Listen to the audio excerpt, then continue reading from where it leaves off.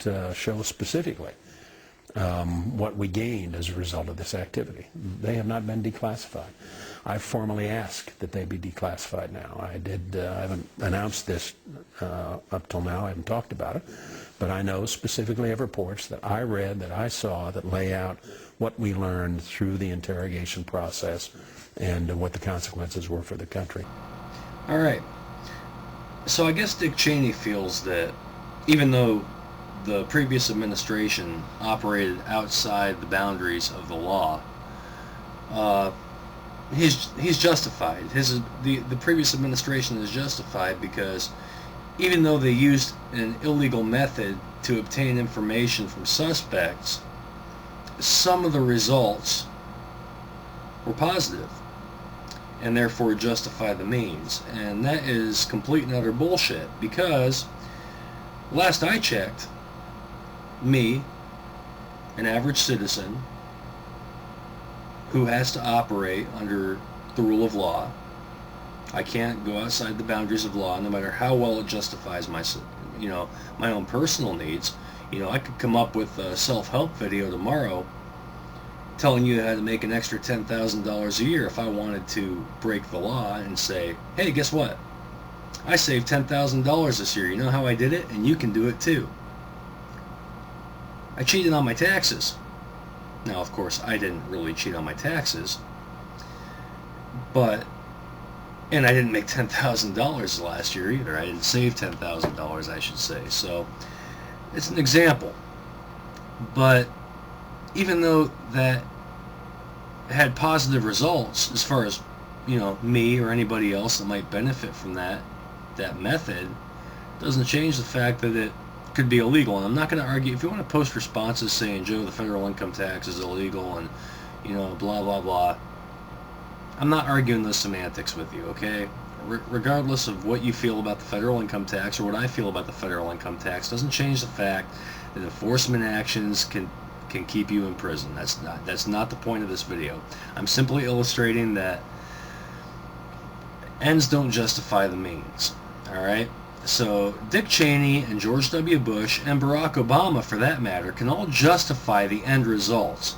But it doesn't change the fact that the methods they use to obtain those results are unethical, illegal, and completely un-American. All right? Torture is not acceptable under any circumstance. Police officers can't use torture. Military, as far as Geneva Convention and the Constitution are concerned, you can't use torture to obtain information. We do have a thing in this country, it's called due process, where a person is supposed to be innocent until proven guilty. Now, I know as well as everybody else who's probably watching this video that that's been thrown out the window for the last few years. Why has it been thrown out the window? Because we have a media that, quite frankly, are a bunch of pussies that don't want to tackle, they don't want to stir the shit, they don't want to make waves, which the whole point of having a media is to keep everybody in check, report, and inform. And we have a media that's basically a mouthpiece for the Pentagon and a mouthpiece for the administration. And they don't do their job. Look at the Tea Party demonstrations that we had over the last week. The majority of the mainstream media basically lambasted everybody who was in these Tea Parties and said they were a bunch of nuts and they were revolting against unfair taxes, and the original Tea Party was about taxation without representation, and they were arguing semantics and basically slandering everybody, calling them teabaggers, and just really undermining what the whole point of it was. Alright, so basically the point I'm making is that the media makes it a habit now to just sit on information and keep secrets. Now, if there's one thing I've ever agreed with Dick Cheney on, it is this right here. These documents should be released. The public should be aware of every technique that was used and what information was obtained as a result of these techniques. Only if for no other reason, simply to show the full extent of what the previous administration was willing to do to enforce the so-called war on terror. All right? Now, like I also said, I have a big problem with the press in this country in general. Not all of the media outlets, but the press in general, because the press, like I've stated, sits on secrets. They don't report everything, and they should. That's why we have a First Amendment. That's part of the reason why we have a First Amendment, is so that the population can be informed. Now, I'm going to try and keep this video down to a reasonable time frame because I've gotten a little overboard on my last few videos, but I'd like to leave you with this one little segment right here from a person who understood the dangers of having a very secretive government. So I'm going to lead you out with this, all right? The very word secrecy is repugnant in a free and open society. And we are, as a people, inherently and historically opposed to secret societies, to secret oaths, and to secret proceedings.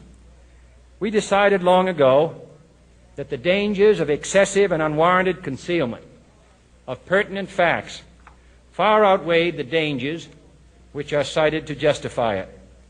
Even today, there is little value in opposing the threat of a closed society by imitating its arbitrary restrictions. Even today, there is little value in ensuring the survival of our nation if our traditions do not survive with it. And there is very grave danger that an announced need for increased security will be seized upon by those anxious to expand its meaning to the very limits of official censorship and concealment.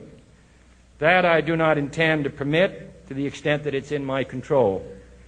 And no official of my administration, whether his rank is high or low, civilian or military, should interpret my words here tonight as an excuse to censor the news, to stifle dissent, to cover up our mistakes, or to withhold from the press and the public the facts they deserve to know.